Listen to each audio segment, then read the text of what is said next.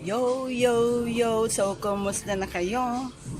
Hope you're okay. So, inabot na ako ng hapon bago nakabalita sa inyo kasi nagpapaayos ako ng electrical wiring sa bahay ko. But then, huli man at magaling ay naihahabol din. So, kumusta na po kayo? Okay po ba kayo ngayong sa Monday? So, medyo nalito ako ng announcement sa inyo, but then kailangan ko rin i-share sa inyo ito ulit. Yung mga updates na naman regarding the quarantine status or restrictions natin. So, I always read the news about the MECQ status, GCQ status. So, last June 1, and according to Rappler, last June 1, according to Ms. Pierre Ramada of Rappler, based on presidential spokesman Harry Roque press conference on Tuesday, June 1. So, nag-announce na naman po ang government ng bagong quarantine status. But then, napansin ko parang walang pakialam ang tao, parang normal. Kayo, anong pakiramdam nyo? Pero napansin ko sa lugar namin, ang dami na nagpa-injection. Parang they believe in the vaccinations. But ako siguro, pero nagpa-interview na ako. So, kumusta na po kayo? Kumusta na yung pag-stay nyo sa bahay? Okay po ba kayo? Alam ko, hindi kayo masyadong okay. Siyempre, masarap gumala.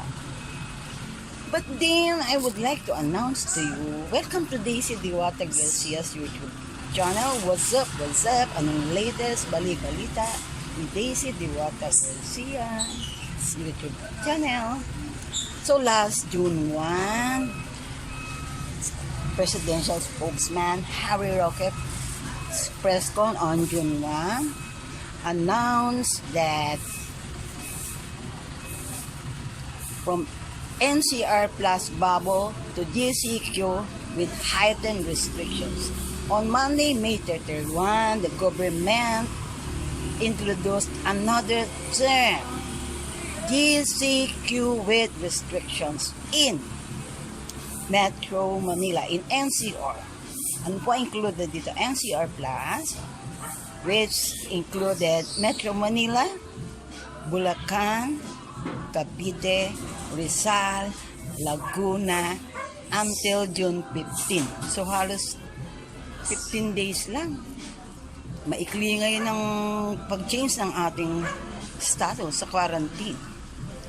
Hindi ko masyadong nabasa yung results ng ating mga COVID-infected people at saka yung mga status niya.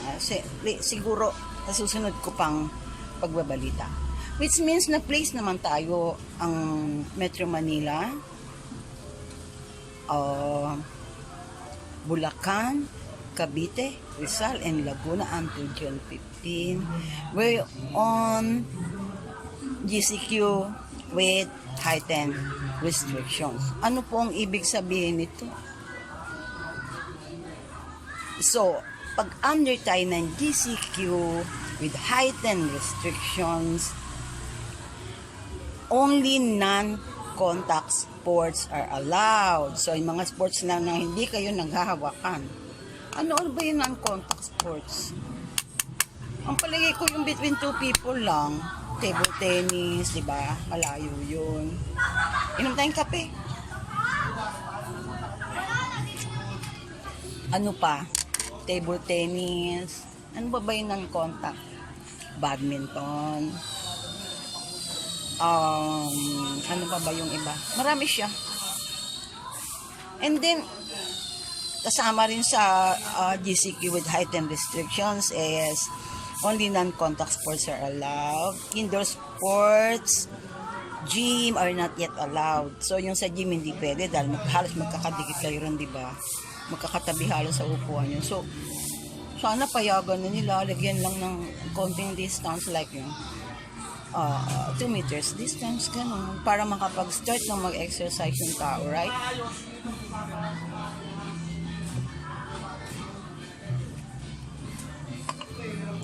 Ang sarap magbalita sa inyo. Gusto ko kayong kausap.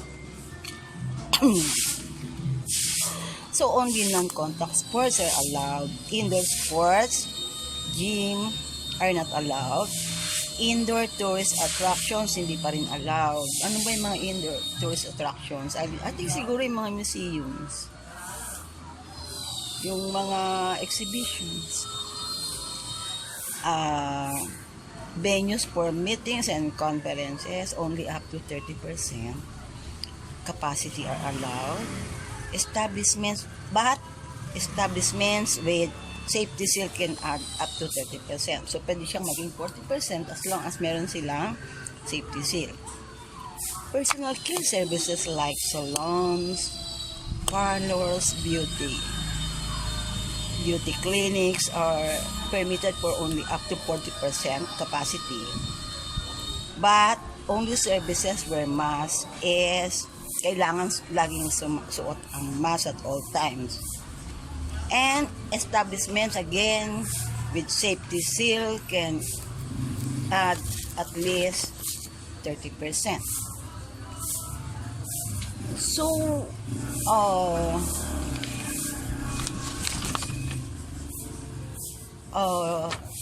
personal care services like salons, parlors, beauty clinics, only 40% capacity are allowed.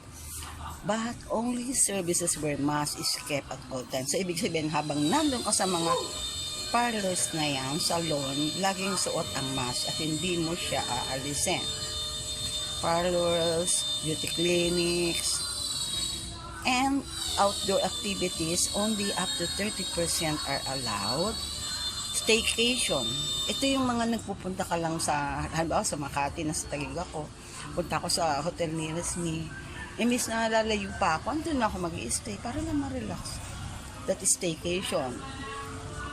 So, sa staycation, 100% capacity is allowed. See? 100% capacity is allowed. In outdoor, up to 30% capacity is allowed. Staycation and hotel. Ang allowed po sa staycation is hotels with certificate of authority to open. Ito yung mga may business permit, 100% capacity and allowed. And other government accredited hotels is allowed up to 30% capacity with no age restriction. So in restaurants, indoor dining, only up to 30% is capacity is allowed. Ang pinag-uusapan po natin is sa NCR Plus ha, GCQ with restriction.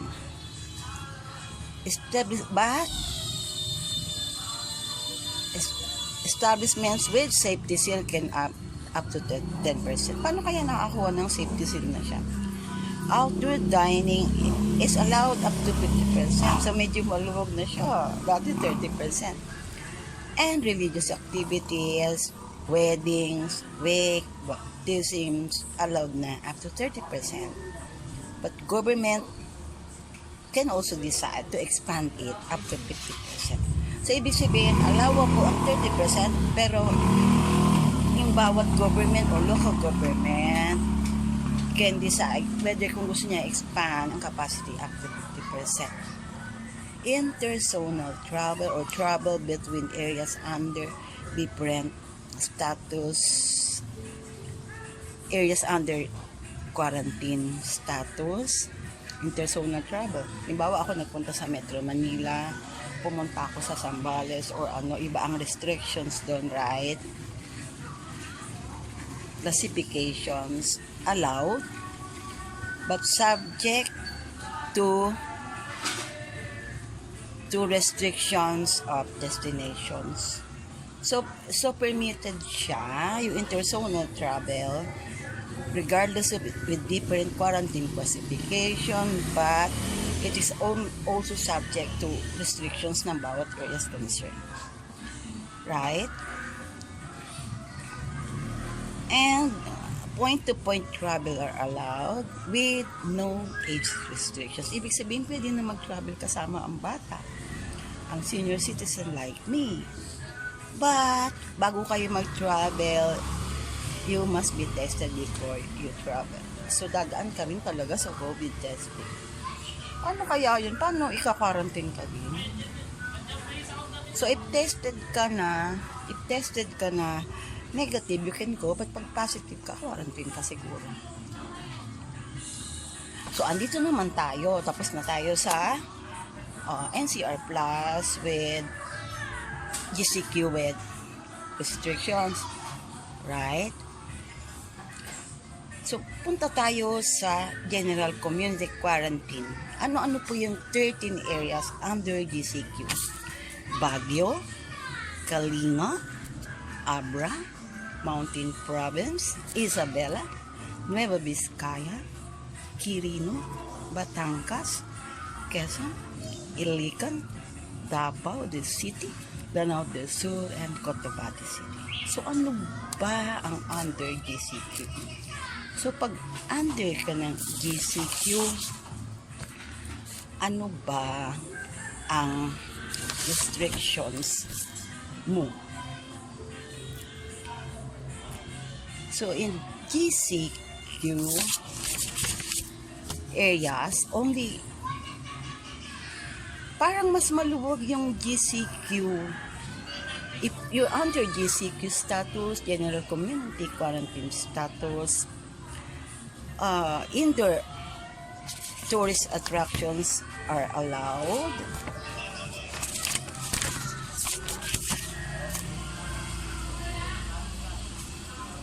And up to 50% capacity is allowed on indoor sports. So, pwede ang 50% capacity. Pwede na pala sa GCQ, like, ano ang covered ng nalalagay yung ballpen. Pwede na pala sa Baguio, Kalinga, Abra, Mountain Province, Isabela, Nueva Vizcaya, Quirino, Batangas, Quezon, Ilican, Davao City, Lanao del Sur, Cotabato City. Mas maluwag pala ang GCQ. Indoor activities, tourist attractions up to 50% capacity is allowed. Mas maluwag pala ang GCQ. Venues for meetings, conferences up to 50% capacity is allowed. Personal care services like salons, parlors, beauty clinics up to 50% pa rin po ang allowed. Outdoor tourist attraction up to 50% allowed. Staycation is also allowed. Indoor dining and restaurants up to 50% maluwag. So magiging maganda pala yung tourist attractions and activities. Kikita sila kasi they are not that strict.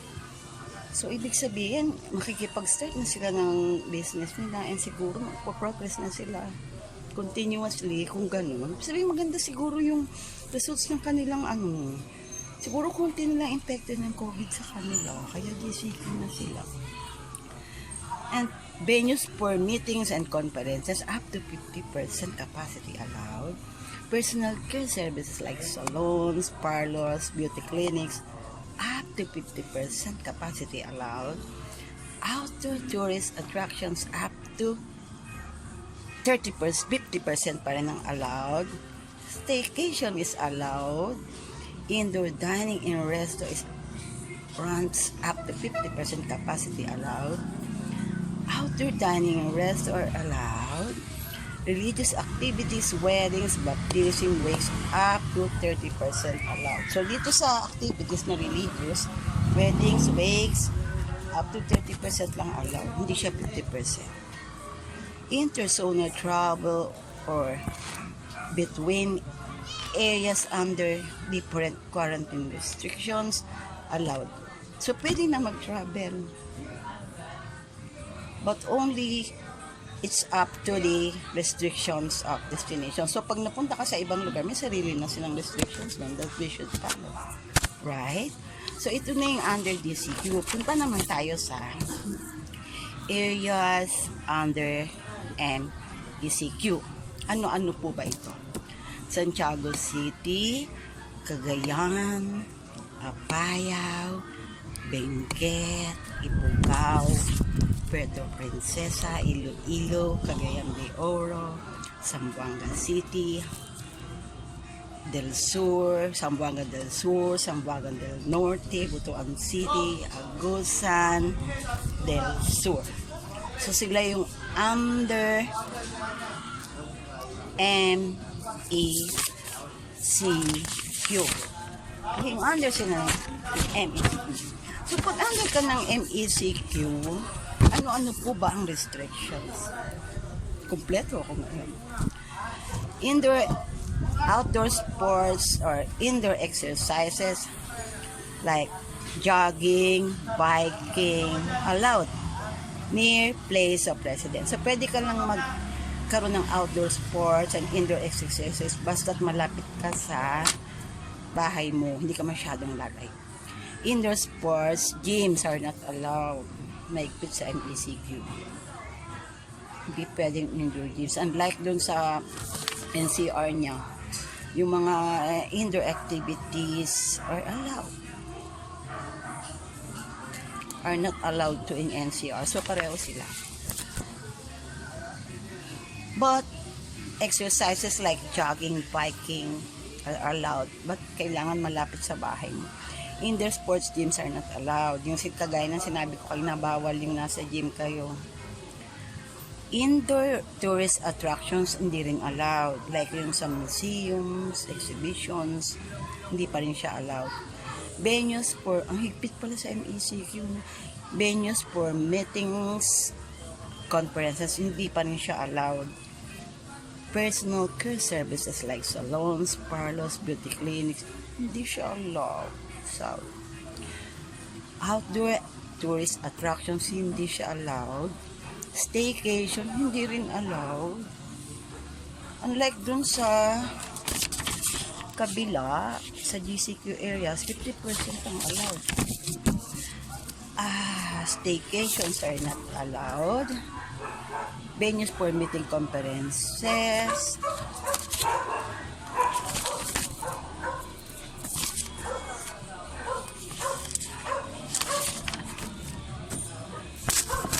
Indoor tourist attractions not allowed. Venues for meetings, conferences, hindi siya allowed. Personal care services like salon, parlor, beauty clinics, hindi rin siya allowed. Outdoor tourist attractions, hindi siya allowed. Staycations, hindi rin siya allowed.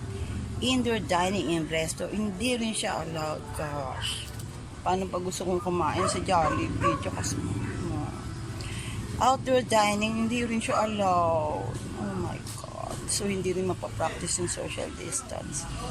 Religious activities, wakes, weddings, baptisms, up to 10%. So, pwede siya up to 10% lang. Ilan lang ang makaka-attend nun? One member per family. But local government can decide to expand. So, pwede siyang i-expand ng government. Siguro hingi ka ng permiso bago ka magdagdag ng taong aaten.